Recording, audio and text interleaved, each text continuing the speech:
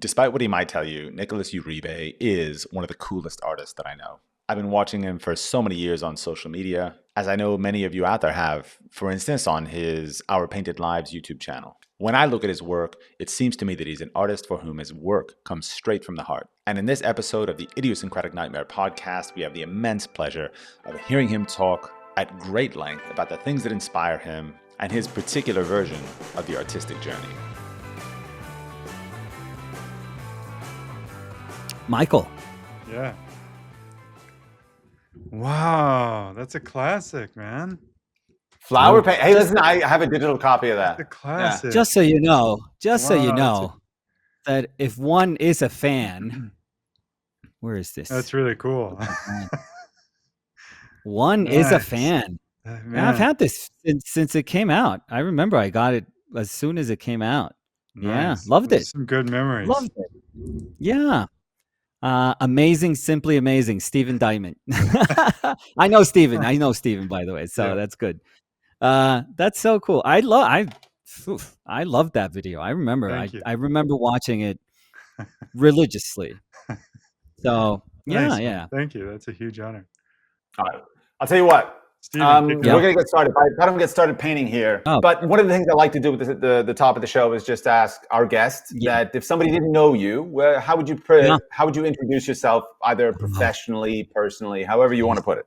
It's becoming more and more obvious that I have the heart of an illustrator, because I went to SVA and I did majored maybe in illustration. And I did work as an illustrator for a couple of years. I did like print jobs, animatics, storyboards, a bunch of cool stuff. So I was supposed to be a comic book artist, and I chickened out. I never thought I was any good at it.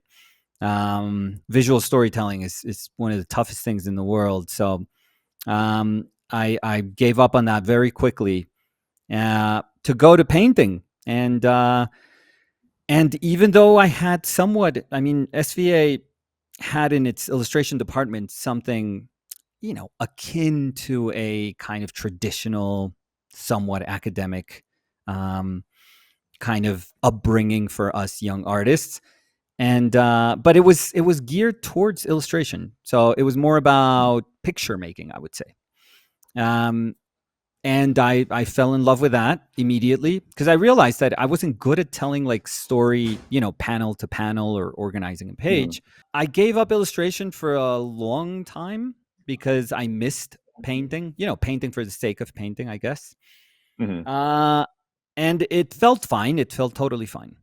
And I guess I understood myself as a painter, gallery painter for a bunch of years. And I mean, really fast forward to today, where a bunch of stuff has happened. But I have allowed my brain to sort of go back to the illustrator's mindset, which I actually really, really enjoy. It kind of gives me a ton of freedom. But that is that's the person that I am. So it's not as if that was kind of gone or sacrificed in some way for the sake of just being like a gallery painter. No, if anything, I think I always missed it. And now I kind of, allowed myself to go back, and the way in which I've been going back is just having like a super, I don't know, it feels very organic way of through painting, just reflecting upon subject matter that, maybe people would associate with, like, I don't know, pop surrealism or something. I don't know what even that means, but, just more popular culture. So I've been doing like comic book villains and stuff, which I've always liked that. So it kind of feels like it's the moment in my life where I have allowed all of these things to meet. Which is kind of strange. Like, I should have done this for, this should have been my life a long time ago, but it took me a while to just, kind of feel okay about all these things. So Yeah. Why is that? yeah, so Why is that? I Did you feel don't like it's like know. an external pressure or? No, I don't know. I don't know because I've always defended. I mean, I've always been like a defender of illustration. Like that's. I've always thought of it as painter. You know, it's painter to Mhm, me is the same thing as illustrator. You know, if you had a mhm, patron, you are working for somebody. You had an art director in some way. Even if the art mhm. director was like the highest art director of all, like the Pope, he was an art director. Like they Yeah, had the right to tell you like, hey, no, we don't like this. Like, change it. yeah, So and you were painting stories. All of these, you know, all of these amazing painters, not all of them, but Baroque painters, for example, like high Renaissance Baroque painters, like they're all yeah. painting stories. They're all painting known stories of these like fabled characters. Mhm, Um, regardless if they were like pagan or Catholic or whatever, but they're mhm. illustrations. They really were illustrations. So in Yeah, my brain, it's just I don't make it. I don't really think of it as any different, and it's just a matter of like, okay, do you want that job or do you want another job? And that's fine. yeah, And you work understanding what it means to work for an art director, what it means to work for a gallery director. That's about it. It's the yeah, same. It's all the same. So no, so it's never been like that. I've felt that it's like lesser art or lesser painting, or that I would become a lesser of an artist. God, yeah. no. I mean, look at But James don't you think that's Jean. a little Like, bit of just like an obnoxious idea that like somehow institutions, like groups of people and institutions come up with? Like the whole notion, like yeah, I'm not even sure like the origins of the whole like fine art's so much better than illustration thing, or it's so much deeper yeah. somehow. But like it's this creeping narrative that seems to come out of like lots of different places. I just don't know like who coined that and like why we would give that a minute of reflection. Where I used to teach, that I taught like for 12 years in that fine art faculty, there Mm, was a sort of demonization of commercial, like of a mm, commercial attitude. If you yeah, were thinking of making money through your art, or just if in your objectives, life's objectives, you were planning to just being part of a gallery, or in yeah, some way just making money off of whatever you used to do. Um, uh, this particular art faculty, and it's something that does repeat itself, would say like, no, you're sacrificing personal expression. Like, if you yeah, are, if amongst your goals, one of them is just to make money, and it's not just to make money, but make money off of doing the thing that you love. yeah, You're about, it's almost like inevitably you were sacrificing some sort of personal expression. And I yeah. always It's a I sort always of thought that was absolutist absurd. mentality, right? Where like Yeah, you're either I one thought thing or the other thing. Yeah. I thought that that was absurd. There was a thing in SVA that I always appreciated, that they said that, at least in the illustration department, that every single teacher had to be a working illustrator. They had to Hmm. be a professional. So yes, they could teach you these like this very abstract world, in class, but they also had the ability to sort of ground it and to tell you like, hey, yeah, this is how, all of these things that we're learning here, how they translate into a life outside, the bubble that is like academia. So Yeah.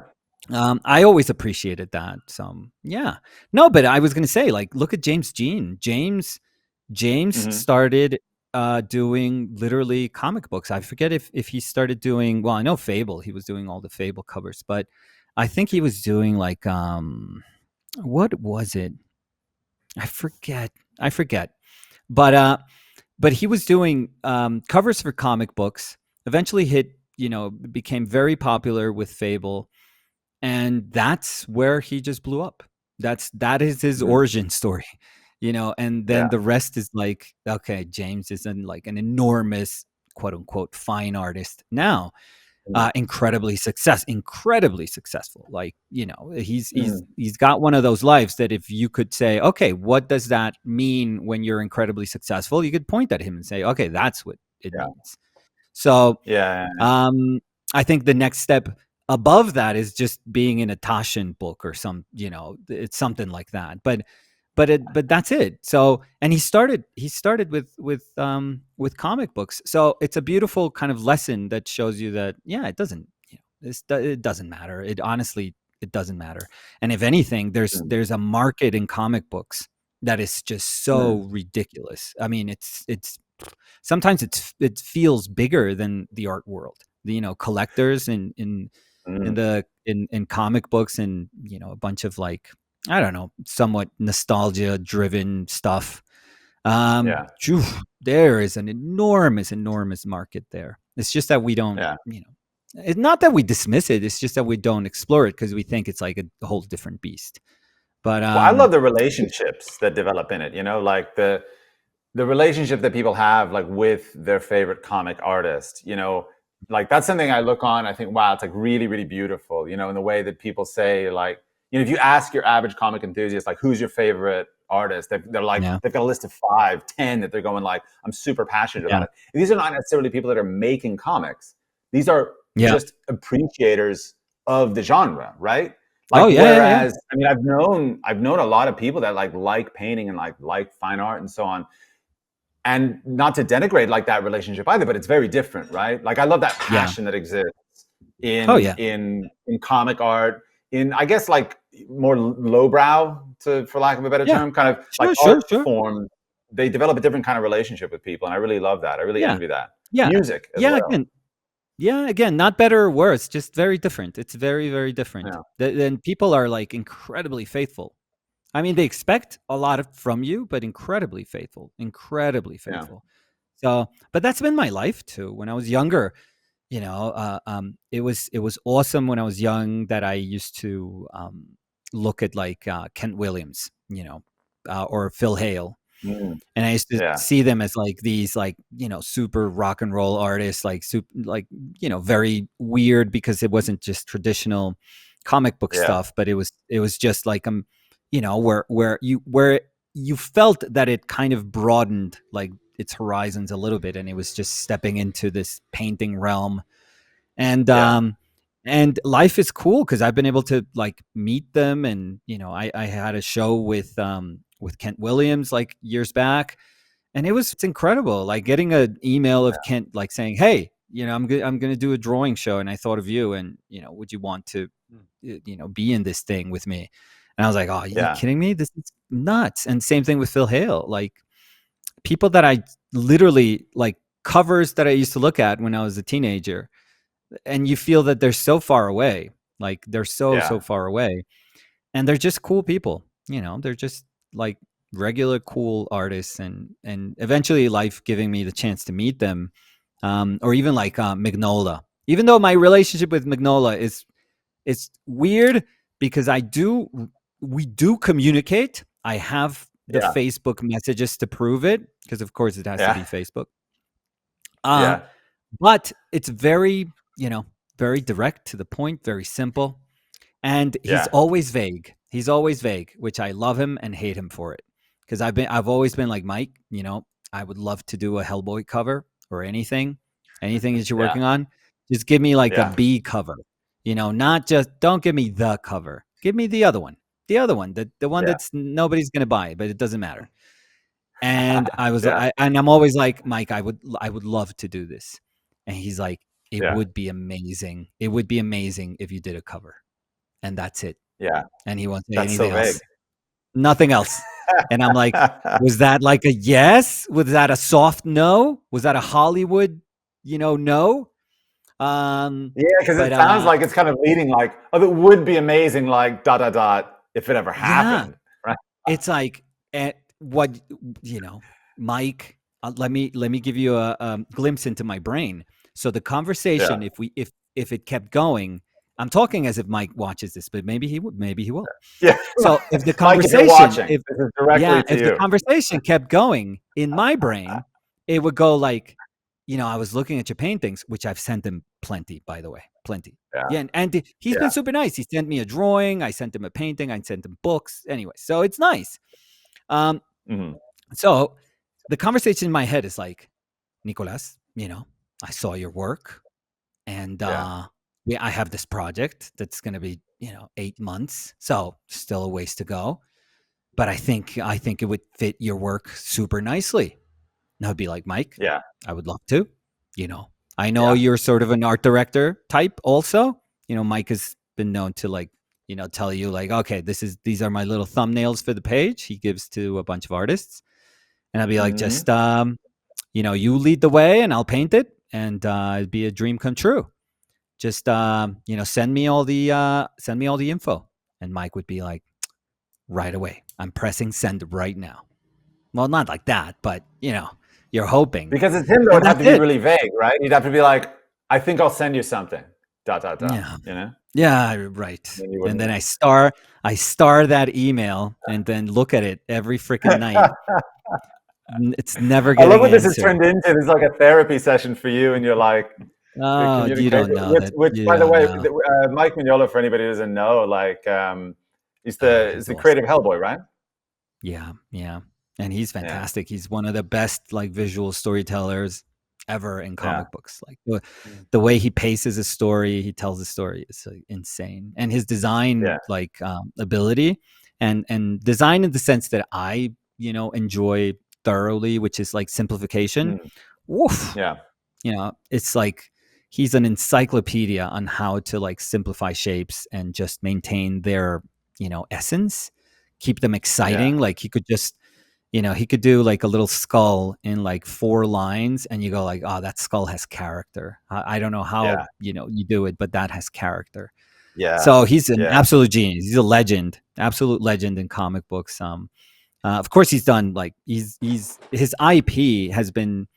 They tried to do a bunch of Hollywood stuff with his IP, and it's gotten close, but it's not the same. Comic book is a comic book. Like it's just different, but the dude is a genius. He's incredible. So that's my life right now. Sort of going to sleep crying, hoping that Mike answers back, and allowing myself to do like Batman Rogues Gallery, villain paintings. I can't even paint with this. I can't even do this. We got to interview at the end. You're too engaging, Nicholas. No, come on. Just don't even look at me. Just listen, and that's fine. But I've been doing those, and it's a weird thing. It's also like it's tough. It's tough because right now, like I allowed myself to start doing that with my painting, but I also like started a Patreon, and I don't know how you do it, Steve. Like you're amazing at doing that and understanding how this thing works, because for me, I mean, again, it was a lot of stuff at the same time, but woof, it feels like starting again, which is really cool. Yeah. I mean, to be honest, like I've always liked the beginning of things, even though they're scary, even though they're unsure, even though it's like, there's a lot of like stuff that is not what a father of 2 would want to like, throw himself into. But I'm having like an awesome time. I'm 2 months in, and it's like, whoa, I realized like, okay, I have to build this. Like, this is not something that you just say, okay, there's an audience, and sure, let's tell people to migrate and pay. Sure, easy peasy. It's not a lot of money. No, it doesn't work that way. It's really tough. It's really, really tough. It's a lot of hard work, and it's very slow. I'm gonna venture to say that the beginning is quite slow, and but I'm up for it. I have this brain that is, if I'm not like challenged or excited about something or just pushing myself in some regard, I don't know. I don't feel it. I don't like feeling stagnant or. And so this is cool. This is something that's super interesting for me. So I'm giving that a shot. But yeah, so if my freaking subject matter is changing and the way I kind of approach painting is changing, and then I change this, I change to this patron. Yeah, it's a lot of like tiny changes at the same time, but it's exciting. Like I'll tell you something. Today, I've been doing like a Mysterio painting for non-comic book fans. He just has like a big fishbowl head, and he's kind of a cool character. He's like an old Steve Ditko character, so the guy that designed like a bunch of Spider-Man villains with Stan Lee. So anyways, but he's like, he's he's a guy that was, I forget what it is, like he made props for like movies or something. So, he was good at special effects, whatever special effects meant in like the 60s or whatever. Yeah. So, but the whole point of him is that, he's vague, and because he doesn't have superpowers. He just has the ability to like trick you, and that's it. That's about it. It's kind of like a lame one-note character, but I love those type of characters. I absolutely love like one-dimensional characters. It's like, what are you? I am strong. Period. Don't give me a backstory. We don't need it. I'm strong. Period. I love that stuff. When I was a kid, I loved that stuff, and I still do. It's just simple. Anyways, so I was doing that, and I was painting this character, and it's a lot of like, chopped up reference, like very illustrated, chopped up reference, imagination, everything meeting, at some point. So there's a lot of like blind spots in the painting, but whatever. And you try to fake it by doing like very expressive bits of paint. That's the way I go about it. Whenever I don't know how to solve something because I just don't have enough information, or I just can't make it up. It's like, let paint do the thing. Let's just, which is not easy, by the way. It's not just like brushing paint. Like, in order to understand how paint can be interesting, like you really need to have some sort of kinship with painting, because it doesn't just happen. Like, I've been doing the Mysterio painting, and I was like, this is boring as hell. It's just not doing it for me. I decided to do like a very lumbering kind of big dude, like a big character. And I was looking at the painting this morning, and I was like, fuck this. It's just not good. It's not fun. It's not good. I mean, shapes are there. Everything's kind of there. And I was thinking, all I have to do now is paint like this velvety robe / cape, and do it like as I don't know, as sensibly as I can in some spots, but that's it. Because I still want to keep it very expressive. And and I thought, oh God, this is reminding me of my time in, when I was painting in your home state, by the way, in gallery. I think we've talked about this, the gallery in Boca Raton. That was my my training ground. But I was doing these paintings with like all these women dressed in like very like silk skirt, like huge bits of clothing. And I was just painting, whatever the material it was, if it was more silky, I was trying to paint silk. If it was more velvety and matte, I was trying to paint that. I was buying, I caught myself, because there was, but around this time I had a trip, through Europe, caught myself spending like, what was it? Like 1,800 euros at the time in just like drapes, and just like, I went to a Parisian like store where they sold fabric, and I'm guessing this was like super nice fabric, and I spent a bunch of money just on and because I was like, okay, there's a painting here, there's another painting here, there's a painting here, and it made sense for me. I was getting overpaid, and it was fine, but the paintings were tacky as hell. They were horrendous. I mean, not horrendous, but in my mind I had to justify them just by painting. Like, I was like, okay, this is terrible, but let me paint this piece of fabric like it could jump at you. And that's what I was doing. And it felt like, but I remember I was doing 2 of those a month. So working super hard, large paintings, like 80 by 60 paintings. And I was doing 2 of those a month. But I remember hating them, because as soon as I saw what I had to paint, I was like, okay, the rest is just painting it, and I'm not gonna enjoy this. I'm really, really not gonna enjoy this.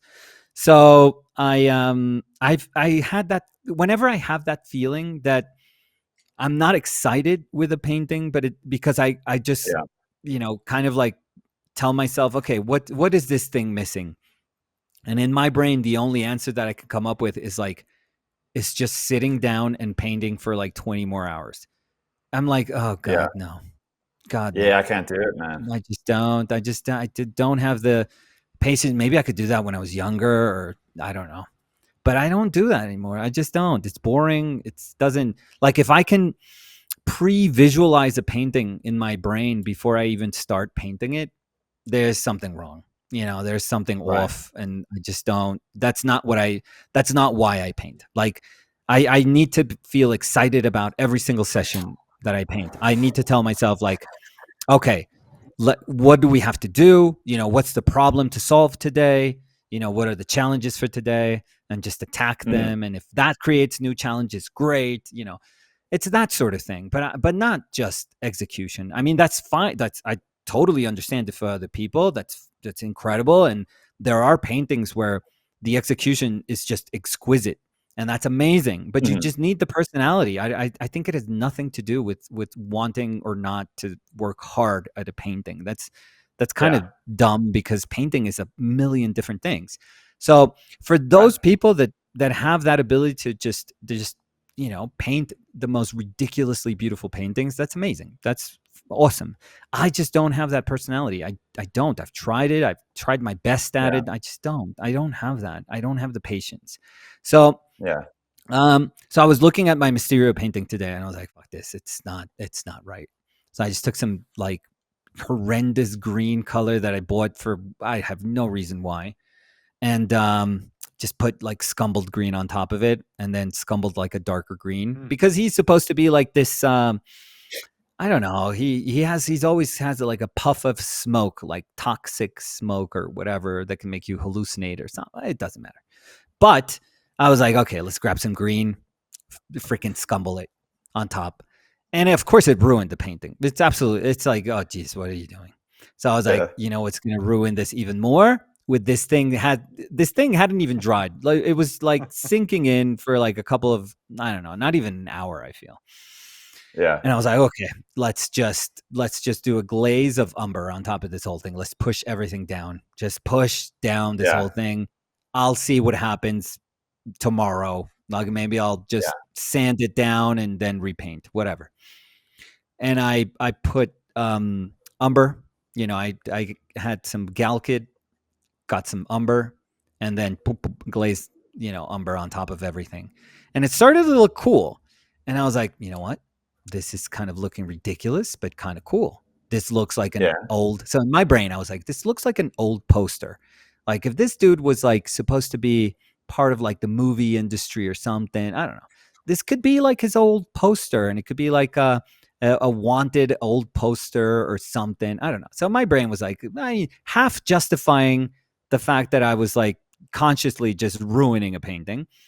But also half of me was like, okay, it's ruined. What are you going to do? What are you going to do about it? Because you have to take it somewhere. You can't just leave it at ruined. So I was like, okay, this is ridiculous. This is not quite going to work, or it's not quite there. So then I thought, what if this is like a poster, because it's Mysterio. So what if nobody knows this character? You see him, but maybe he does the puff of smoke thing and you don't remember seeing him. You have no idea. You forget. So he's like, this legend type of character. But what if there's like an image of him that people say like, oh, this is what it looks like. And so I started folding my painting. I folded it in halves, and then in halves, and in halves, and in halves, which is like a very juvenile, I've seen my students do that, trying to like say, okay, what's going on? Like, let's try to make something happen with this. But I started folding it because it's on a piece of paper. And I liked it. I was like, okay, this is taking me back to like, driving around and unfolding a map. And, this is kind of cool. So mind you, this is all kind of like pseudo fresh paint, because paper does absorb, stuff quite quickly. So, paint is not just kind of like hovering on top. So, but I was like, no, this is not quite enough. This is not enough. Like, I need something, maybe this could feel like an old, and I don't know. I love the material quality of painting. So I was like, this has to feel like old in some weird, I mean, of course, artificial way, because I'm trying to do stuff to the painting, not just like let it grow old. But I was like, okay, what can I do? What can I do? And I had like a primer, like a matte spray primer. And I was like, okay, let's prime this thing. Let's encapsulate this horrendous, mess that I've created underneath. The toxic green plus the glaze of umber. Let's just seal this, as if it never happened. It's like, poof, puff of smoke. It never happened.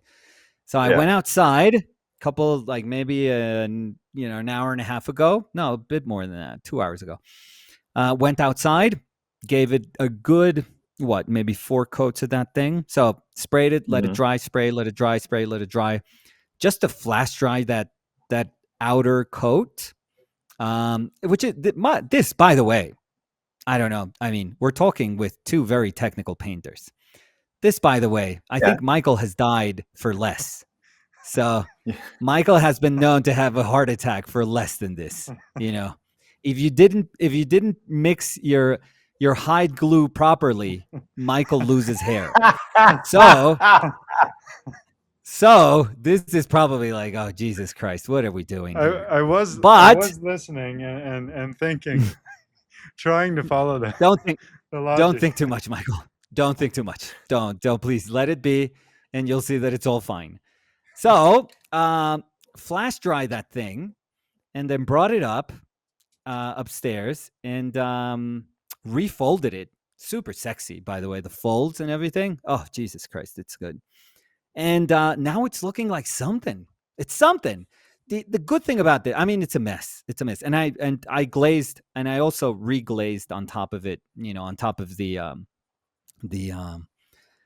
spray mount thing. So it's a mess, but I think it's going to be a cool mess. I think it's going to be.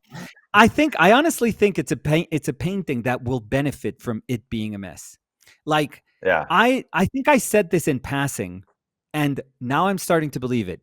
And I don't know if it's like, now I'm starting to believe my own bullshit, or if it's something that's like revelatory and it's like, oh my God, I think this is amazing.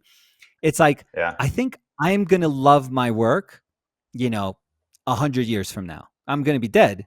But, if for some reason we can live in like a little water tank thing in like a jug, if Danny can have, my head in a jug, and I can just see what painting is becoming and see my paintings 100 years from now, I'm going to look at them and be like, that's what I wanted to do. That thing that's barely, staying together right now, that's what I wanted to paint, in the first place.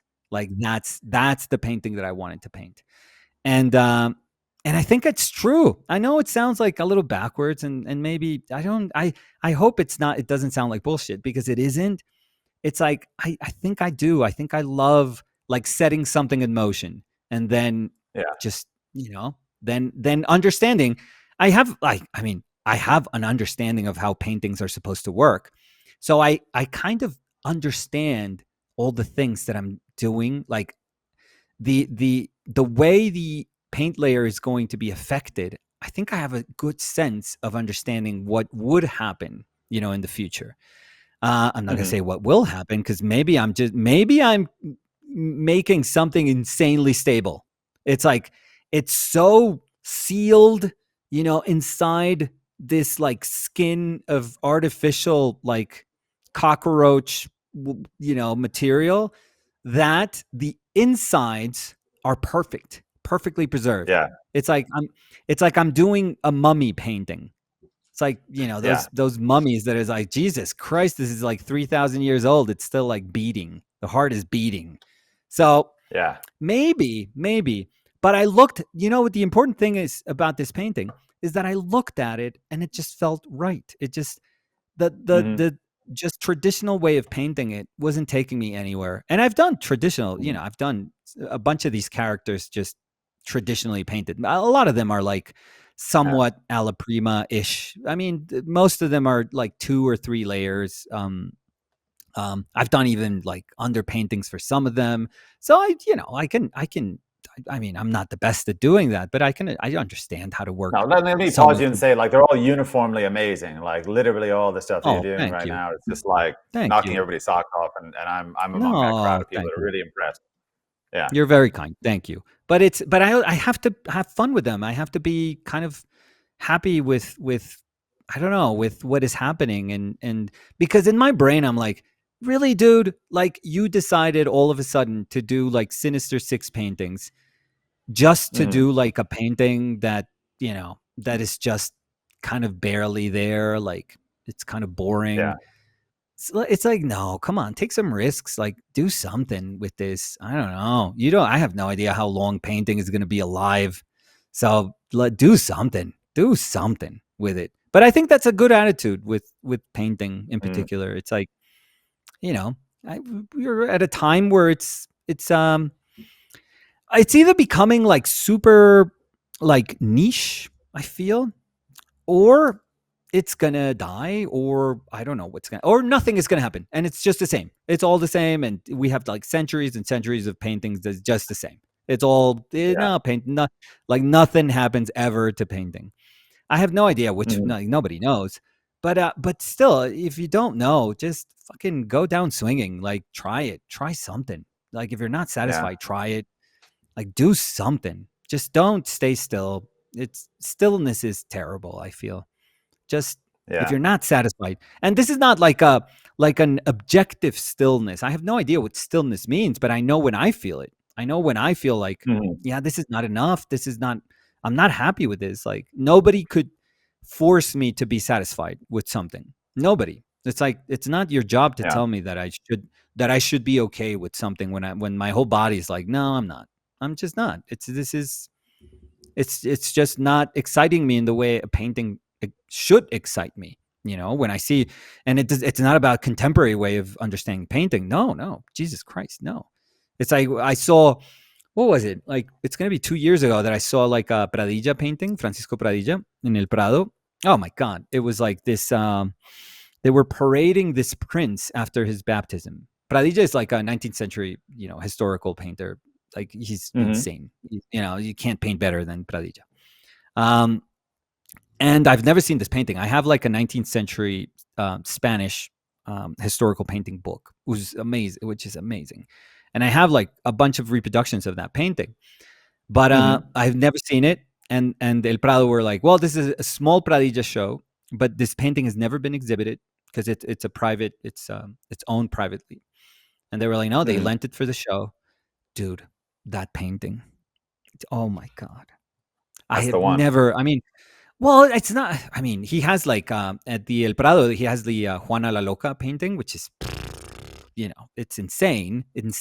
So Mhm. again, these are painters. This is like some of the best painting ever. It's like, it's very Yeah. hard to argue that, that peak of like 1880s to 1900s, whatever. Mhm. It's like,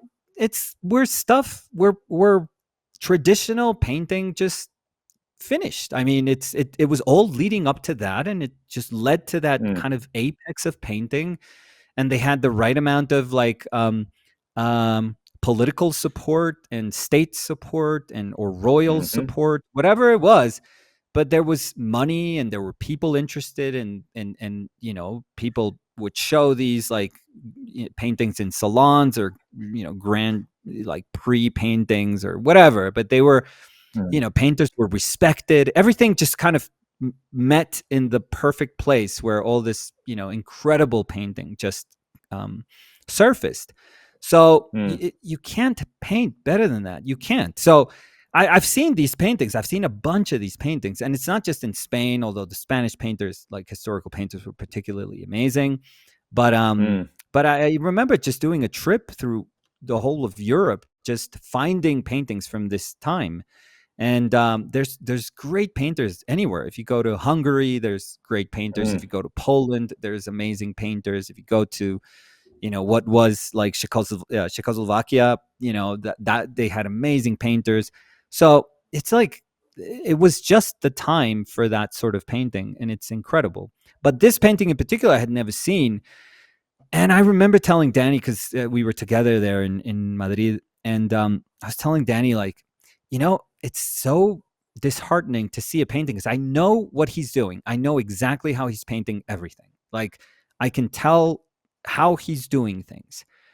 But you could Mm. give me 1,000 lifetimes to do this painting, and I wouldn't be able to do it. Like, I just can't. Yeah. It's so incredibly complex. It's insanely complex because, again, they're parading this little prince after his baptism, but there's also like sunlight just coming through the streets. So there's a bunch of people in sunlight, a bunch of people in shade. Now, this is like faux shade and faux sunlight, because it's not like super impressionistic, Yeah. understanding of sunlight. It's not quite like Soroja understanding of sunlight or something like that. But still, this is somebody who understands color. He understands how to tell a story and say this was in sunlight, this was in shade. and it's still Yeah. amazing. It's still freaking incredible. And but I was looking at it, I was like, Danny, no, this is like, I know and I understand, but I don't know. Like, at some point you just go, okay, this is what exceptional people look like. This is what exceptional artists look like. Like, these are born, there's only a handful of them every 100 years.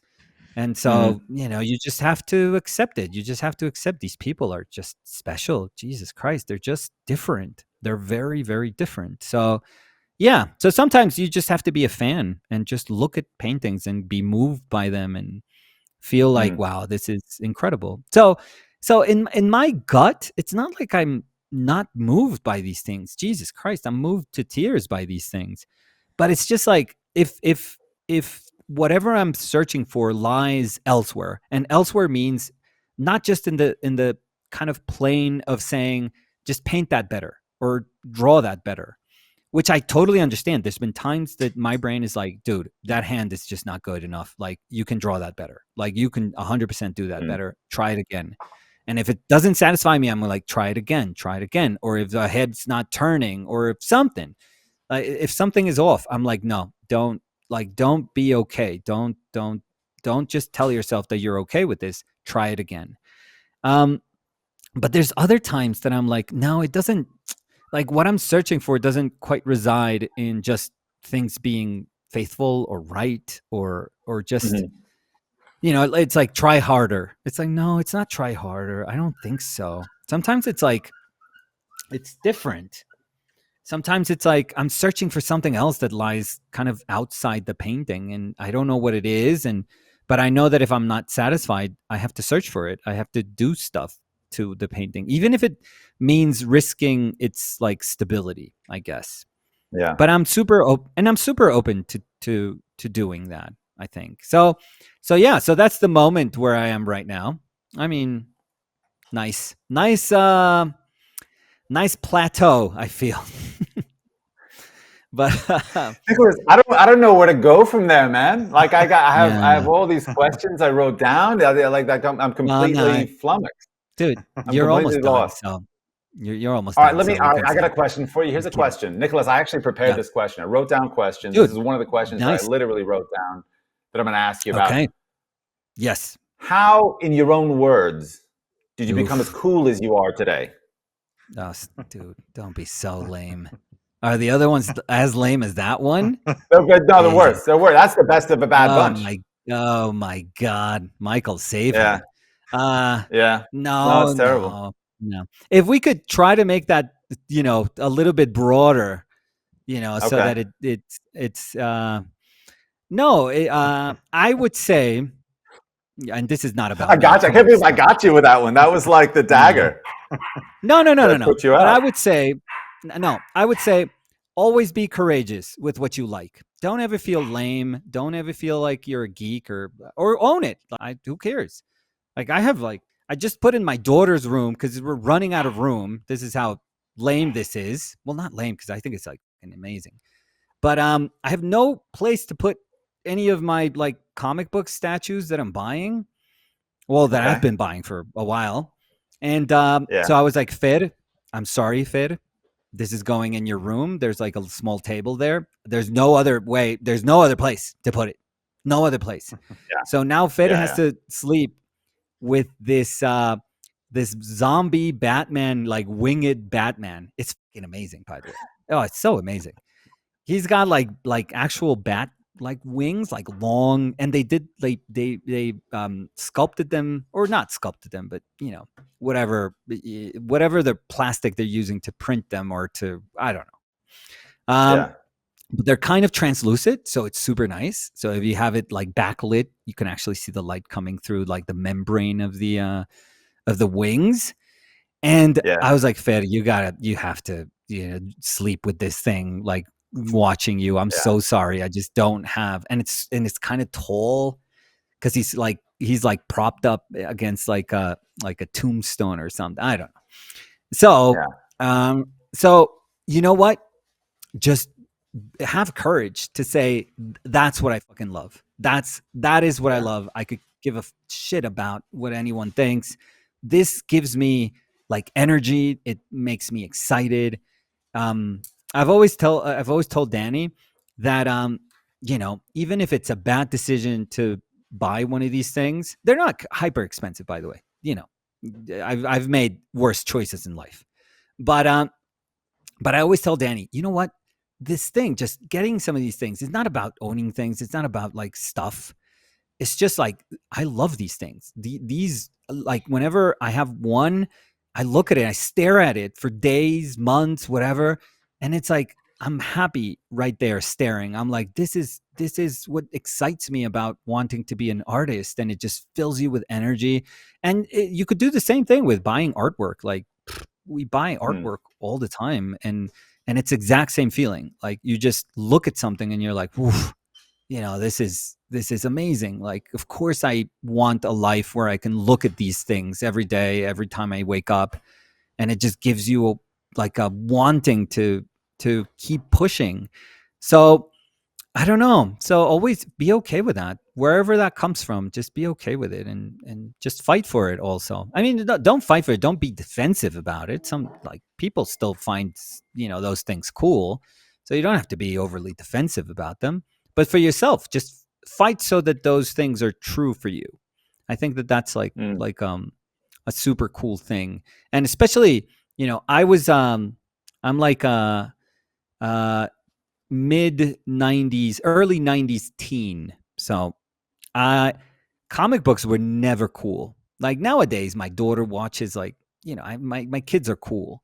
My daughter watches Marvel movies and she's like, oh, this is so cool. And I'm like, oh, you don't know what we had to go through so that you could say out loud that this Marvel property is cool, and your friends are like, yeah, it was so cool, and you're a cool person. Not me, that I thought I was cool when I was a teenager, but it was just me and my friend. I mean, I had we were two people in our generation, and I think classes below us. We were the ones who drew. There was not a lot of people that would draw. And sure, I would like. I mean, I had my other friends where I would play, football, soccer with. So I was that Colombian, dude. But when I wanted to draw, it was just this dude, Federico, and me, and we would just go to the library and just draw our comic books, like draw our comic book characters, and we were trying to create I forget what we were doing. I think it was horoscope. I remember we were trying to make like all these characters based on the horoscope, and Okay. it's super lame, but I mean, we were like, what, 13, 14 at the time, but it was just two of us just drawing there, and like, nobody cared about these things. Nobody cared. Yeah. I remember being young, probably like 15, and my older brother, had like a friend, and she had a younger sister, and her and another friend, the younger sister and another friend, were doing like a Beauty and the Beast thing at her school. So they were like, oh, I need to, be painted as the Beast. And my brother was like, my brother's like a pretty cool artist. He could paint, he could face paint you. And I was like, yeah, come to my house. Yeah, I'll 100% paint you. And there were these two. As soon as I saw them, I was like, oh God, this is not going to work. This is not going to work. Yeah. These, like, mean girls, pretty much. And as soon as they walked in, they see my my super cool comic book collection with some action figures. Yeah, thank you. Thank you. And they were like, what is this? Like, what are we doing? Yeah. What are we They doing weren't prepared here? for that. No. I guess they understood artist as something way more sophisticated for a 15-year-old or whatever. And but I did attempt to paint her as the Beast. It was horrendous. Oh my God, Jesus Christ! I couldn't even like be that lame and then eventually become very cool. As to like, you thought I was lame, but here I am convincing you with my talent. That's what you weren't expecting. That was the curveball. No, I was lame to start. and then absolutely incapable to do face painting properly. So it was a lose-lose for me at that moment. So that's what it meant to like comic books, years ago. Now Yeah. it's just there's nothing. There's nothing. You don't have to say anything. You don't have to explain anything. Nothing. Nothing. So it's easy. For my daughter, it's 100% easy. But for me, I had to suffer. I had to suffer for these things. Yeah. So I'm gonna enjoy my statues. I lived through hell for them, and I've worked my butt off for them. So Yeah. that's You feel like so it yeah, helps you courage. appreciate them more by suffering. I think so. Well, that, and I think I had postponed. I had a very, I think first time parents are usually, we're usually that way, where you feel, and it's a beautiful feeling where you feel like, okay, my life doesn't matter anymore. It's like when my son Samu was born, I was like, okay, that's it for me. I'm fine. I've had a good run. It's good. It's fine. But now it's about you, and it's about your life. Mhm. And, I'll give you everything I can. And, and you sort of, I don't know, you switch off, like you don't matter that much anymore. And I think for the longest time with my kids, I was kind of that sort of parent. I just didn't, I don't know. I just didn't think about myself, and or I was just okay, this could be cool, but I have to be responsible. So no. So I could do this, but no. First things first, responsible. And that happened, Yeah. and then my daughter, my daughter's born, so it's now twice the amount of like responsibility that you put on your shoulders, and it's also like Mhm. twice the amount of like, yeah, you're good. You had a good time in your 20s, so that's over. And so for me, it was like super important to just say, at some point when I saw that they were growing up and they're independent, and that they don't they have everything they need. I mean, I'm not saying that they far from living in luxury or anything like that, but in a wholesome life, they have everything they need. They don't, it's not like they're needing stuff that I Mhm. haven't, that I'm like, I'm sorry, I know you wanted cheese, but I'm buying a statue, so no, no food for you this weekend. It's like, no, your body is going to feel it. No, no, no. So I was at a point where I was like, okay, they're not missing anything. Yeah. I've always kind of told myself, oh, maybe later I'll buy this. Maybe later. This is kind of Mhm. like stupid waste of money, but maybe later. And my brain was like, oh, later, later, later. And at some point, I was like, what are you doing? Like, you're gonna die saying later. And I was You're like, gonna no, fuck die it. saying later. Yeah. Yeah. And I was like, no, That's a stop. cool quote. And I in my case, that beautiful quote meant that I was going to buy a Hulk statue. so, so it is whatever it is. I don't know. You do your own thing. You do your own thing that you've been Yeah. postponing. But in my case, I was like, I've wanted this thing. I've always felt it's cool as shit. In my artistic brain, I also felt like, the dude that did it is a freaking amazing sculptor. Martin Canales, Yeah. like incredible. So I was Yeah. like, yes, it's a business. He did it for a bigger business, Yeah. and Marvel's probably getting a cut from licensing. So yeah, there's businesses and corporations involved. So let's not pay attention to that. But in essence, we're supporting the artists. We are supporting, we Mhm. are buying artwork in the end. So very easy for me to justify that we are just helping the fellow artist friend who happens to be like a Yeah. kick-ass sculptor.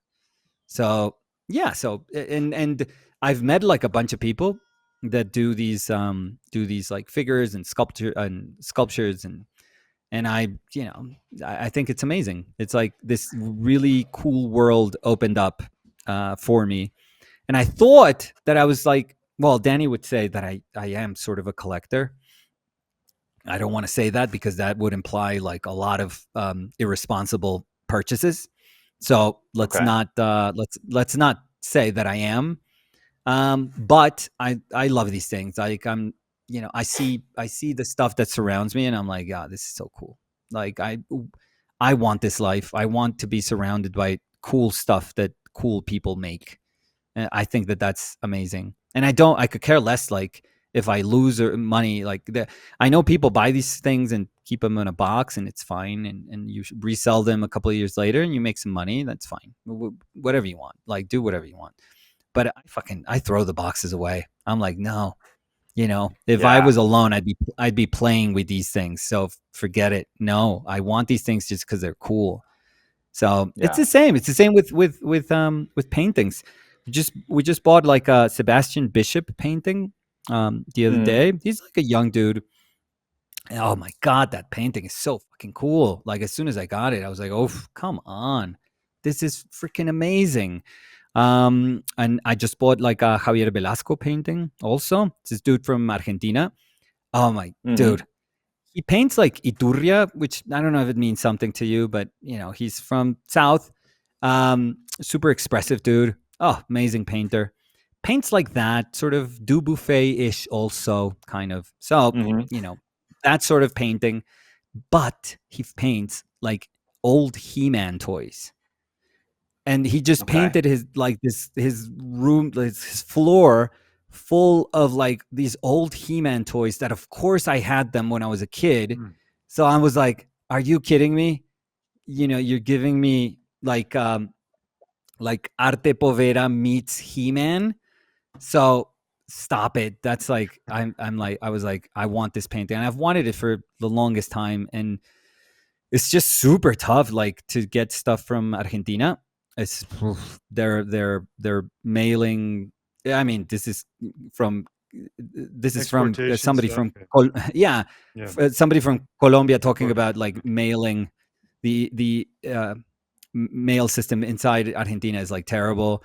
The stuff that paperwork that you have to get if you want to ship something is like difficult. Paying something, even just saying like, "Hey, I'll pay you," it's like whoa. I got Danny the sculpture that's actually right behind there. It's like a wood sculpture that's incredible.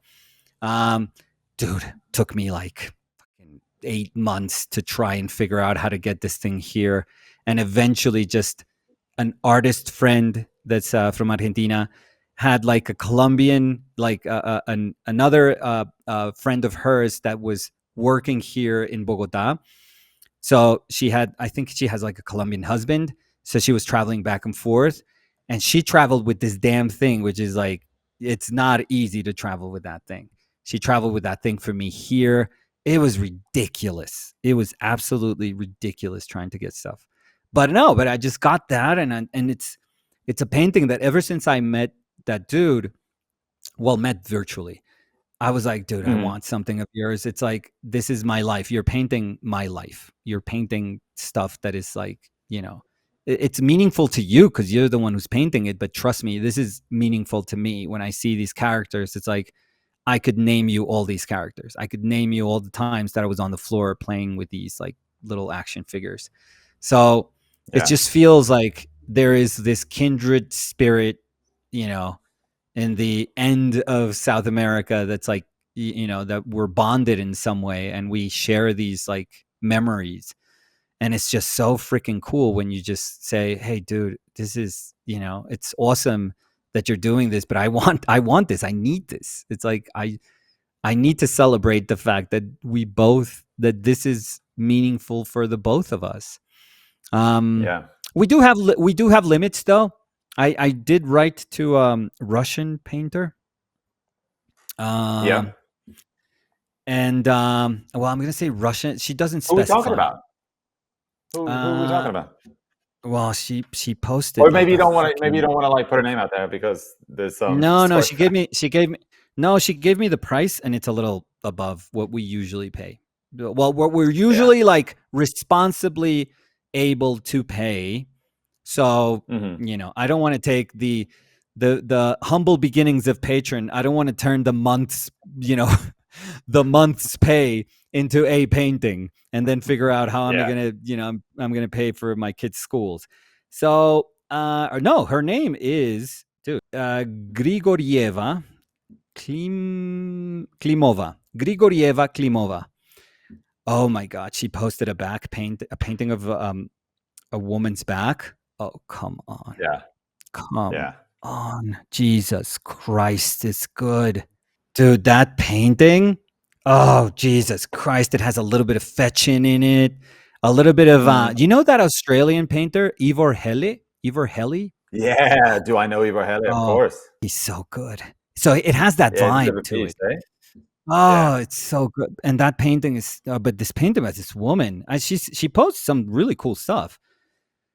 But that painting is just like, that's my vibe. That's like 100,000% my vibe. And it's just, I would be a little irresponsible if I buy it, but I want it.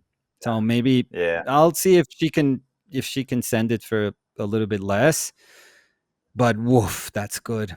That's the sort of thing. Like I could look at that. It's a woman. It's a she's a little bit looser than Loginov, for example, than Ivan. Yeah. But it's still very Russian. Like you can tell that it's like that schooling, but she just has that hand that it's like, no, I'm just gonna be looser, like poof, poof, poof, like a little more Yeah. Tell me about expressive. it. And Yeah. and I could look at that. That's just a back. You know that's something that they would probably do in school or something. Yeah, and it's just Mm. it's an academy of sorts or academy Yeah. adjacent. Um, Yeah. Yeah. but I could. So in many ways, people would be like, "Dude, that's just a back. Come on, it's a back. It's what are you doing?" And it's like, "No, dude, no. I could look at that back for the rest of my life. Like it's insane. It's insanely cool." That happened to me in Lyme that I was invited last year. Yeah. Um, and whoa, the collection they have. Come on. Some of those drawings. Jesus Christ. Mm. Oh God. What a cool place. You know, lucky people, the people that are going there. Such a cool place. Yeah. Jordan and Amaja are amazing. So it's in good hands. And every teacher there is also like freaking super, super talented. So yeah, I was like, oh, this is super cool. Like if I had lived like, other lives, I would have been a sculptor. Mm. I would have been a photographer, I feel. But I would have loved to just say like go full academic. Oh, I would have loved it. But Yeah. it had to have happened from the start, I feel. I would have Mhm. had to be 17 and just thrown into that and be like, this is your life now. And I would have been like, hell yeah. Yeah. Probably like 30 pounds lighter, just like saying I'm fine with like a corner room, 10 square feet. I could live there. I would have been Yeah. fine. I would have been like, just give me a plumb line and a model. Like that's all I need. That's all I need to live. I can live off the ether coming from academy. So no, but Yeah. I would have loved it. I honestly feel that I would have absolutely loved it because I love form. I fucking Yeah. think form is incredible. It's like making something turn is one of the fucking coolest things ever, ever.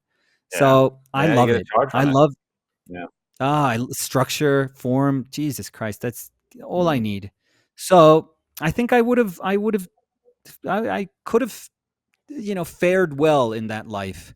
But I don't know. My life started somewhere else and very quickly sort of went somewhere else also. So I don't know. I don't know if that was in the cards for me. I'm happy with where I'm at, but I think another life I would have been, if I get another shot at it, I guess, I probably would have done those things. If you're up for reincarnation, then you'll be. No, probably not. Probably not. No. No, no, no. We got one shot. Not one shot There and you make it go. count. Yeah, I think That's so. it. I think so. I Yeah. think so. I think it's fine. I think it's a good thing. You know, Yeah. we've done amazing. We've done amazing things. Just understanding that we have one shot. So no, it's fine for me. It's fine for me. So yeah. So why not spend it painting freaking Marvel villains? Why not Yeah. make Disney richer? Come on. So how's the connection with people? Like, cause I feel like I love, like, one of the things I really enjoy that you do, right, is that so able to like bridge the gap between people for whom, like, how we think of like fine art painting, right, as this sort of Yep. exclusive club, and you're able to do that at such an incredibly high level to make paintings that are like so gorgeous, and also like kind of bridge that storytelling gap, and like kind of meet Mhm. people a little bit more where they're at. And I love that. I have a lot of passion about that particular kind of, I don't know if it's a choice or so much as a lifestyle of kind of finding yourself Mm. in that space and like really like enjoying the things that you enjoy through your painting. Thank you. Thank you. That's super cool. I've always said this. I remember saying this when I was teaching that because I would get kids that were forced to take painting, like foundation painting. So Mm-hmm. mine was called Painting One. So a lot of the people in the fine arts had to see Painting One. They had to. It was unavoidable. Mm-hmm. And a lot of kids would go into the classroom and would immediately say, I don't want to, I don't care for painting. I don't care for this. Mm-hmm. I don't want to paint. I'm not going to be a painter, but I have to see this. And I was Mm-hmm. always like, okay, I can't force anyone into believing that this is amazing. But I always told them, like, I'll show you how I see painting and how I live painting and what I feel about painting. And hopefully by the end, you'll see what a life of somebody that feels incredibly impassioned, like, about painting looks like, and that you can respect that you can say, like, you know what, I don't care about painting, but I really respect and appreciate that there's a human being here that loves painting, that loves Mm-hmm. painting, like, is not ashamed to love painting. It's not ashamed to say all the wonderful things that I believe in about painting. And hopefully that'll convince you that it's not for you, but there are people like me that this is everything. This is our world. This means everything to us. It's how we make sense of everything. So and I think that message sort of got through to them. And mind you, these are people that would never consider anything, and they had to go through a semester of painting. So it was hell Mm-hmm. for them. But I had to find a way to just say, no, I'm not going to shove painting down your throat, but I'll meet you somewhere. Like, I need to meet you at some point somewhere so that I can hopefully show you. It's like there's bound to be something in painting that excites you. It's like I Yeah. refuse to believe that you may think of painting as a very kind of singular thing, but it's like you know nothing. Like, I refuse to believe that I'm going to feel like a failure if I can't show you something that has to do with painting that you don't find incredibly exciting. And so Yeah. that was my challenge all the time. Like, every semester I was like, I need to show them something that can excite them. And of course there is bound to always be something. But that means you also have to know these people. You have to talk to them and you have to understand where they're coming from, and not to justify like their ignorance, let's say, but you have to understand that maybe they're just not, this is not meaningful for them, or their like their minds are somewhere else, or they're confused about stuff. Mm. Whatever it is, if it's a good or bad reason, it doesn't matter, but you have to meet them somewhere. And yeah, so I think I was always open to talking to people, to trying to understand them, like, um in a place where I'm not I'm not here to tell you you're doing things right, you're doing things wrong. Like, eventually I can help you and serve as a guide in some way, or at least like throw questions your way. But initially, just to be like, just talk to me. What are you trying to do? What do you want from this? Like, what are you trying to get from all of this? And let me see if I can help you from this shore of painting. And Yeah. I think that's kind of what I do now. Like, I've always thought of myself more like a cheerleader than a teacher, to be honest. Like, I just I place myself in in sort of a spot where I can just try and understand, or at least make an effort to understand what a person is trying to do. Like, recognize intent, and based on Mm. intent say, okay, I I think that this is working because this sounds sort of coherent with what you're attempting to do.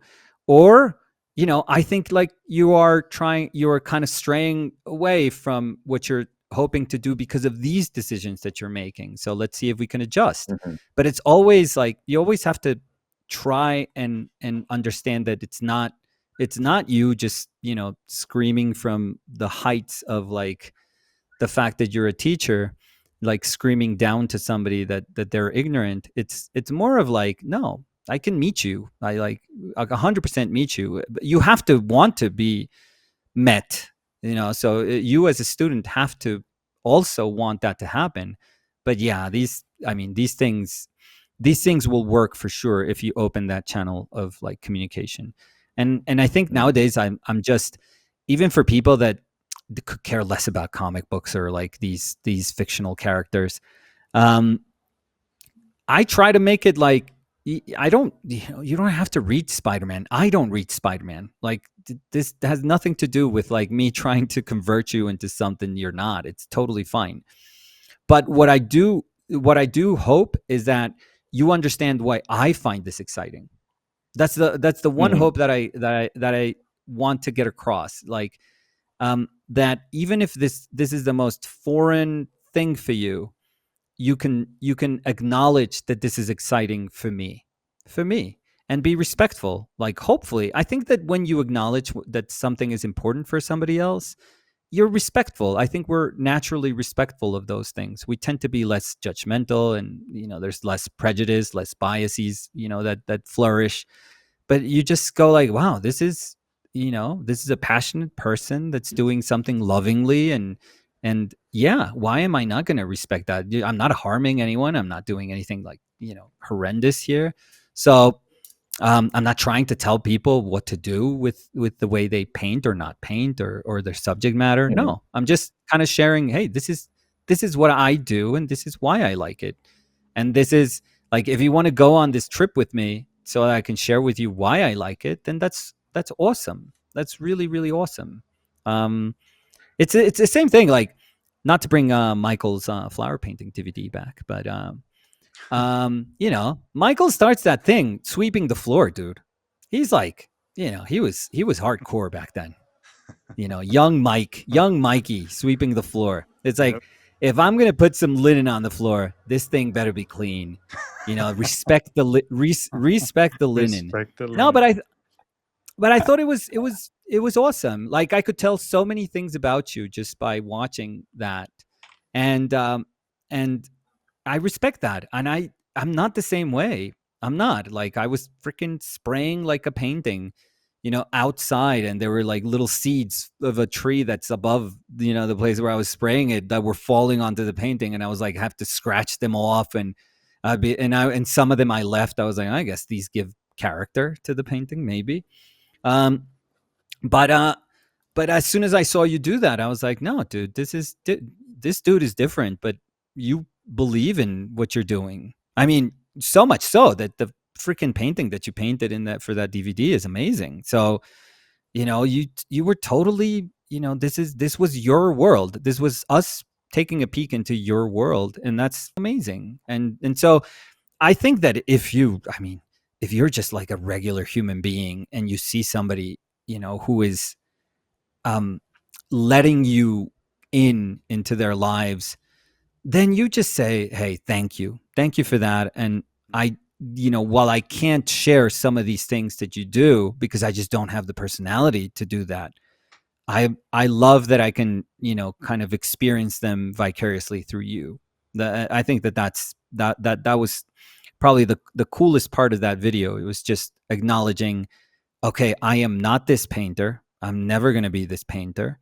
But I love that the world made this painter so that, there are all the all the gaps that I would have in my world Mm. are filled with these amazing painters that I could never be. And I think if we Mm. see ourselves like as that, simply as that, like, dude, you can't be a million painters at the same time. Like, there's no way. You can only be a painter. Mm. And the fact that you're a painter means that you're going to make countless sacrifices of tons of things. You're going to make choices, and choices mean sacrifices, because there's not like, I don't know, like an expressive Bouguereau. I mean, there is expressiveness in the context of Buguro.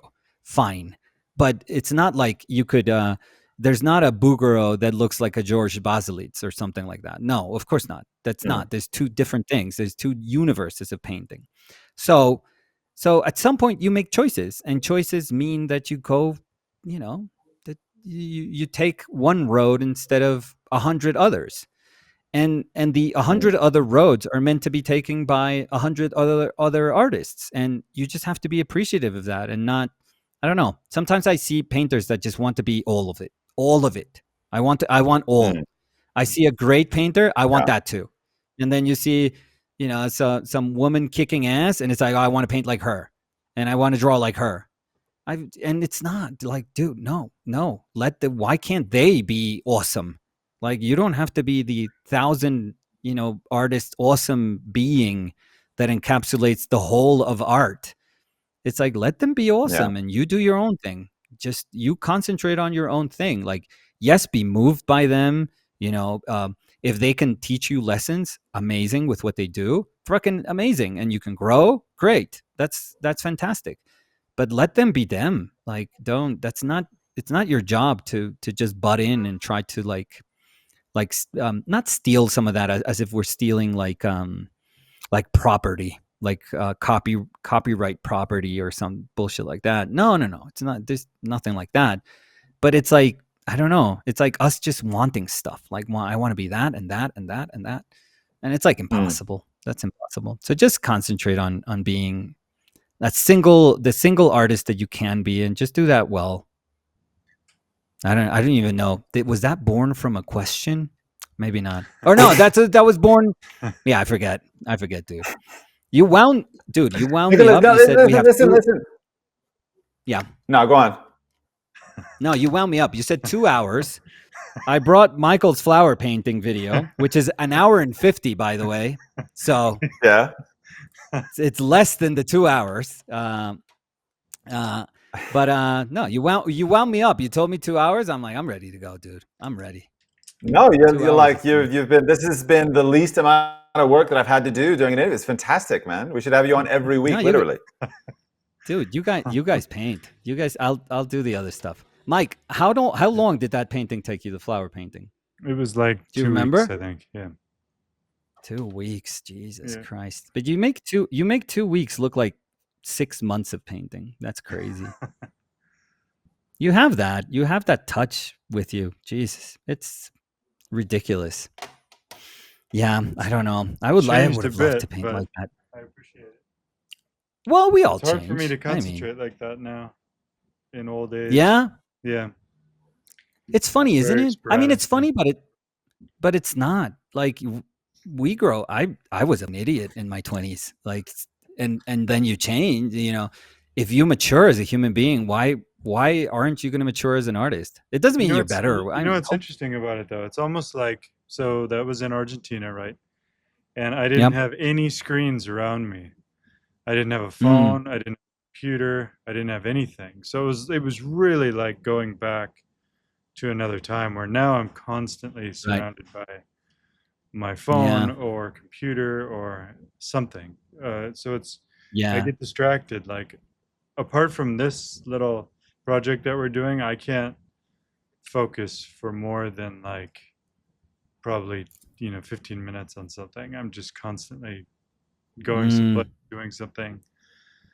So our brain has become, I don't know. The other day I was telling my son that they were going to go with me somewhere, and it's like, and we're just going to sit there and wait. Because I remember I was even remembering, like, telling my daughter this story when I was younger. I used to go with my mom everywhere, like accompany my mom everywhere. She would be like, "Oh, I need to do like whatever errand," and I was like, "Yeah, I'll go with you, Mom." And I remember this one time that she had to go either pay for some paperwork or something, or she was getting, like, I don't know, her renewing a driver's license or something. It was some sort of formal paperwork. And mind you, this is like, so I was probably 9 years old or something like that, or 10 at most. So this is, a long time ago. And in Colombia, Colombia is a mess, an absolute mess. We've gotten better, but it's still like a mess. And back then, there was obviously nothing. So I remember us just going to the super shady part, and then she just parked her car, in like what seemed to be not even this wasn't even like a place for cars to park. Like it wasn't even a lot or anything. It was just like the street or some street that they had said, oh, you could just park the car there. And she was like, I I think this is going to take a little bit, but I'll be back as soon as I am done with this. And I was like, sure, because I was little. So she was like, I'm not going to bring my little kid to the thing. I'm just, this is not it was probably not a good part of the city. So, and she has to do this thing where she's going to be in line for hours. So she's like, no, I'm not going to bring my kid. So she was like, oh, just stay in the car. And I was like, yeah, fine. Because you would stay in the car. Like that was normal for me when I was a kid. And so, and we don't have issues with like, oh my God, it's 100 degrees outside. No, it's Bogota. So the climate is like fine. So I remember just staying in the car. I had no way to call my mom. I had nothing with me. Nothing. Like I didn't bring a comic book or like a book to read or a pad to draw. Nothing. I was just like, yeah, I'll go with you, Mom. That's fine.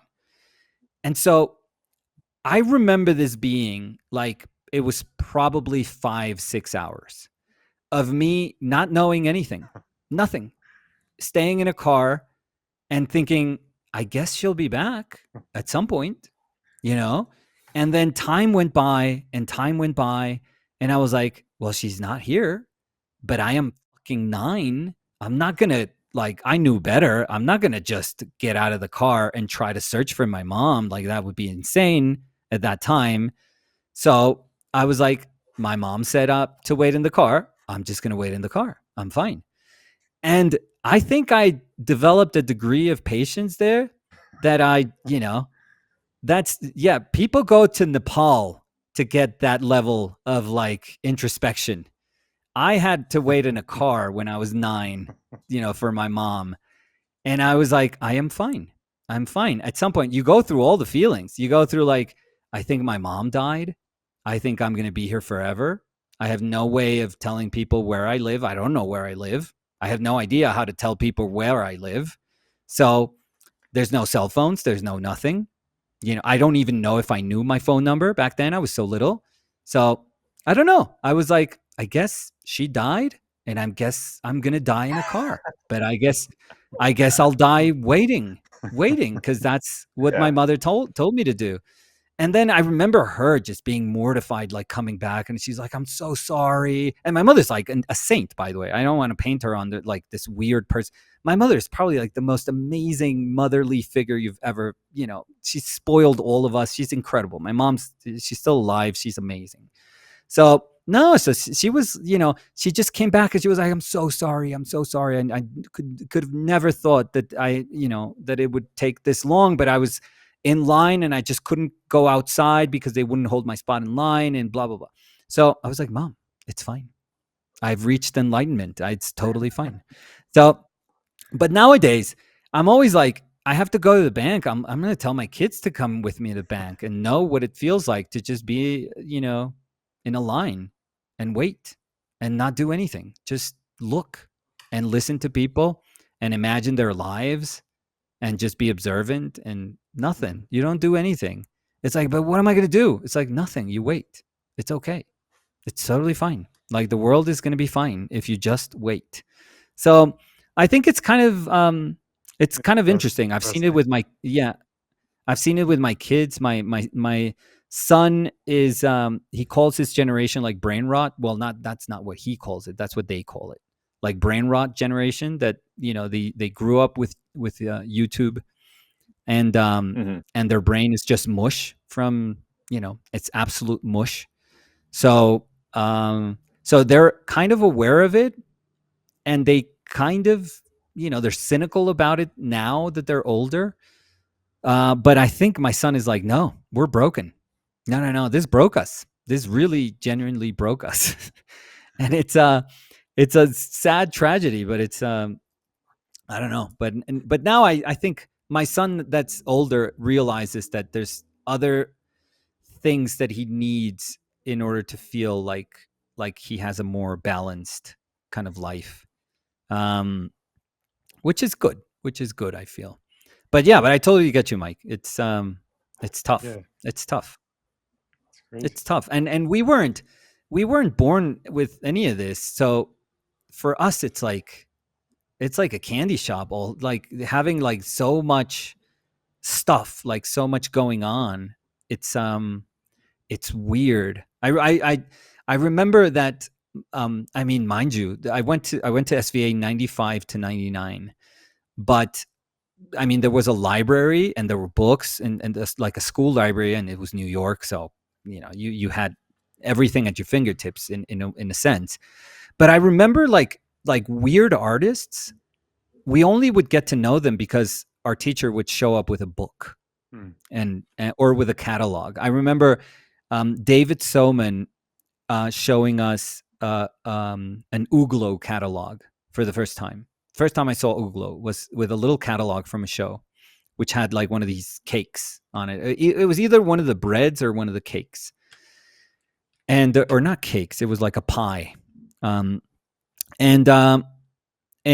if it was not that, because I was thinking, because I remember him bringing that, and we were all like, "What the fuck is this?" It's like, what planet are you, bringing this from? Like, it felt so alien to see something that you weren't used to seeing.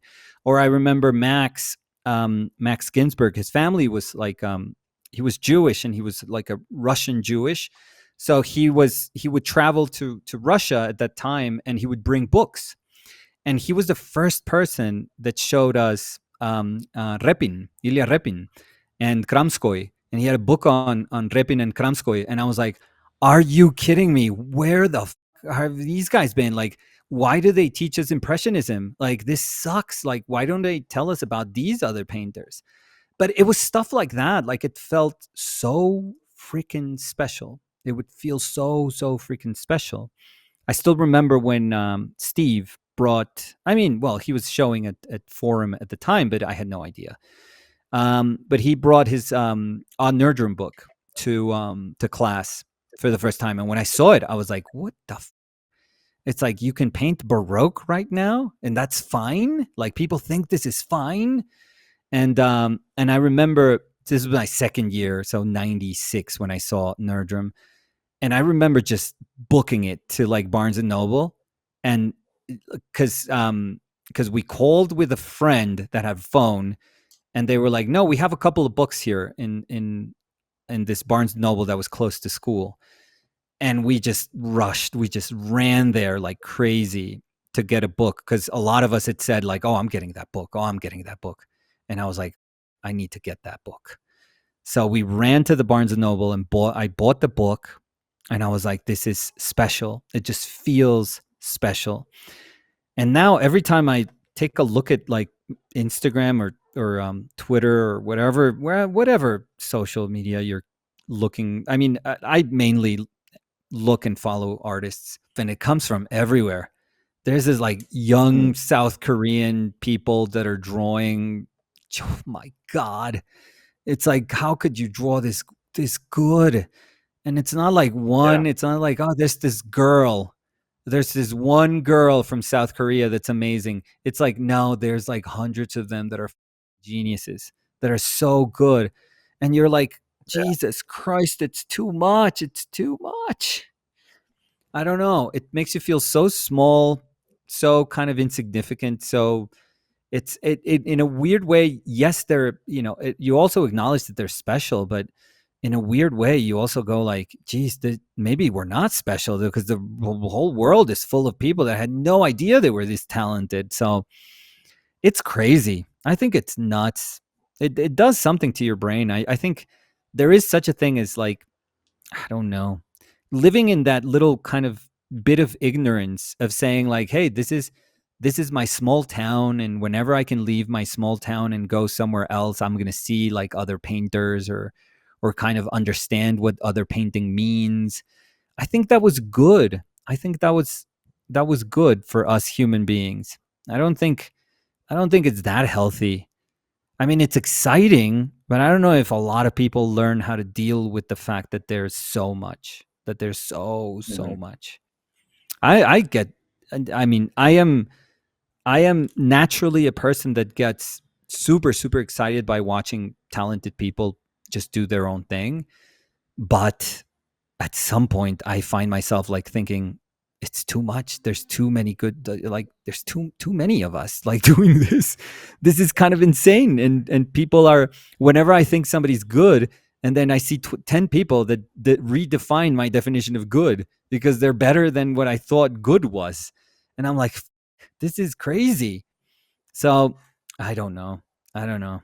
That's a weird, that's a strange world. And to normalize that is insane. To think Mm. that that's just how it is now, it's like, no, you're not supposed to do that. Like fucking people paid to go into like a little cave thing, not cave thing, but I don't know if you've read this, but like when Bierstadt would return from his like painting trips, like here in South America, and he's like, this is what Mm. the Andes look like. They would build like a whole fucking little thing for him to show that one Mhm. painting, and you would just go, you would pay to see the painting and be like, what the fuck? This is what the South of America looks like? Like, that's crazy. Like, that's Yeah. insane. I think that was, I don't know, but I think that was better. And I wasn't born there. You know, this is 120 years ago, but that was fucking better. There is such a thing as better. I feel, and I think that was better, and not just Mm. this whole, you know, like my son just walking in. We always make fun of him for that. My son walks in and he's like, you know, cockroaches, they give milk. It's like, what? And he'll leave, and he'll just leave. He'll just drop that. He'll just go like, you know, cockroaches, they have milk. Yeah. It's like, what the Yeah. f- are you talking about? And then he'll just pop some stupid, you know, article, which is probably, it's like true. It's like a milk-like substance. They secrete a Mm. milk-like substance. But my son was like, he just held on to cockroaches. Well, it's a They're great like a headline. cow. It's a great headline, isn't it? They're like a cow. So Yeah. now I would click knowledge on is that. so, yeah, but knowledge is so weird now. It's so strange. I used to like Oh, the it's gonna get fact that crazy. I some, mean, it's just the I start. It's know. actually crazy because Yeah, it's yeah, just it's nothing. anything. We are We don't we know are where we're in the, going. Yeah. no. This is like, I remember proto internet days, Hmm. which were Wild West. Wild West. I think this is Mm. not even close to that. This Yeah. is way bigger than that. Yeah. This is, and it's open and it's not going to change. I think Yeah. people think that it's going to change because the law can adapt a little bit, but I don't Mm. think so. I don't think No. so. Yeah. I It's think this crazy. is, we're done. So I have no Yeah. fucking clue. I have no fucking clue. This is, We're done. I don't know what the world, yeah, I don't know what the world, I don't know for my kids what the world is going to Yeah. look like. I don't know. I don't even know in 100 years what the hell that this is Mm. going to look like. But I think painting is a beautiful kind of act of night, like resistance. Not resistance Oh, like stick it to absolutely. the man or something like that, but there is such a thing as like in this world saying like, you know what? I'm going to fucking spend 2 hours looking at this idiot's like red ear.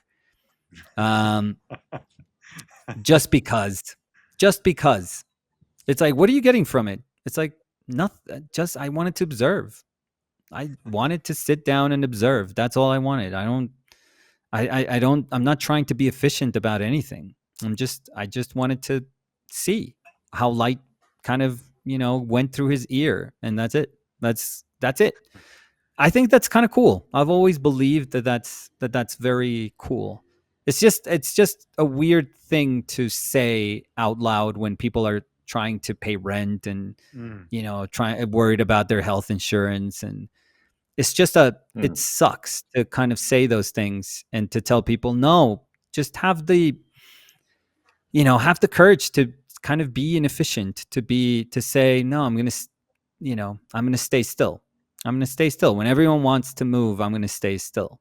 And that's totally fine. That's the coolest part. I know you love him, but Antonio Lopez, that's what's greatest about Mm. him. Cuz I think we've all seen Antonio Lopez paintings and they're all very, I mean, well, the ones that are like like incredibly developed, fine. Those are crazy. But every time you see a Lopez painting, it's like, I understand how you're painting this. Like, I can see your choices. Like, every single one of your little gray choices, like, I can see it and I understand it. They're not even like, they're like, it's not even like, sometimes a Bouguereau is like inaccessible, or a Rembrandt is inaccessible. Like, you go like, I have no fucking clue how, they painted this thing. But Lopez is like, yeah, there's a little bit of gray here, a little bit of another colored gray here, and a little colored gray here, and he shows you the brushstroke, and there's nothing weird about the application. It's like, no, a little bit of medium and blah blah blah blah blah blah blah blah blah. It's like every time I see him do one of those things, like or give us like a glimpse into one of his unfinished paintings or beginnings of a painting, my brain is always like, I could paint that. I could paint that. That's not complex painting. But then I see him like fucking standing in the street, and nowadays with like a ridiculous crowd around it. But if you see the Gran Via photographs of him painting, it's like nobody could give a shit about him painting. He was people probably were walking by saying like, this idiot again, like this dude, this guy again. What I can't do, and I will never be able to have, is the personality that he had to say, now I have my 3 sticks. I'm going to set them up in this intersection, and the light feels right, and I'm going to paint for however long the light allows me to paint. And then the seasons changed, and he was like, no, it's too different. That blue sky is no longer like Madrid summer blue sky, which is amazing. That's an actual color. I've never seen like skies like in Madrid. Those are like Antonio Lopez paintings. I remember the first time I went to Madrid, I looked up at the summer sky and I was like, are you fucking kidding me? That's like your painting. That is your painting. That's literally what you're seeing in an Antonio Lopez painting. It was insane. But anyways, I don't have that personality. I just don't. I can't. I don't have the personality to go there and stand there and paint for 5 minutes or 3 hours or however nature allows you to paint. It's like, I have no idea how the brain of that dude worked. That is one of the most courageous things you'll ever see in the art world, like the contemporary art world, let's say. But it's amazing the fact that he chose to just say, no, I just have to be there for as long as light allows me to. It's not even under my control. It's not even about me saying like, no, 2 more hours of painting. Now I could do this. It's like, no. Today was 6 minutes of painting. It's like, fuck off. Come on, really? But he's that genius. He was that person that was able to do that. So at some point, it's like, it's not even about painting. It's not even like, his paintings are decipherable. It's everything else that surrounds the making of a painting that he made it like, he made you realize that, no, this is something else. This is about believing in something else. Like, and you just have to commit to those things. So, but that was important for him. And in a way, I want to believe that, me totally up a painting today was important for me. That it's not the same, no, but it was important for me to search, to not be satisfied, and to answer to the fact that I wasn't satisfied. I think that was important. So, I guess there's a lesson there. By the way, I love the 2 paintings. They're very, I don't trust any of the 2 guys. I haven't even looked up. I haven't looked up this whole time. How is awesome. I tried to choose the most Uribe of the images you sent. I didn't want to like do a down the middle version of Uribe. Like, I wanted to give homage to Nicolas. Oh, dude, but I look like a cheap Bond villain with the one that you chose. So, I'd be killed in the intro of a Bond movie. So, no, it looks awesome. That little light on the lower lip, that little bit, that's cool. In both of your paintings, that's super cool. Like, I can see my pouting lip there. That little light on the pouting lip there. That's super cool. Yeah. This is good. Well, Nicolas, I gotta say, like, we're up on 2 hours. Done. I mean, like, we've painted you, and I love just like listening to you go on about like all of these thoughts. I could do another 2 hours, but I don't know if we're equipped for that. No, and my son and daughter are about to get here, so no. They have enough of me. Now I talk like this because I have no idea how to do what you do in your Patreon. What you do in your Patreon is your own thing, and I think that that's awesome, Steven. I have no fun. I Yeah. can't do that. So I always, in the same way, I feel like you have to allow other painters be their own painters. I also feel Yeah. like if they're doing their own thing, don't ruin their own thing. Like that's their thing. Don't try to make it better. Don't try to make a version of that. Don't do your thing. If you're not able to understand what your thing is, then don't start. Like stop and figure it out before you decide to take a plunge into doing whatever. But I do like I just talk while making my pictures. So I guess that's my thing. I've allowed my brain to not have a filter and to just say, just think out loud. Just think out loud.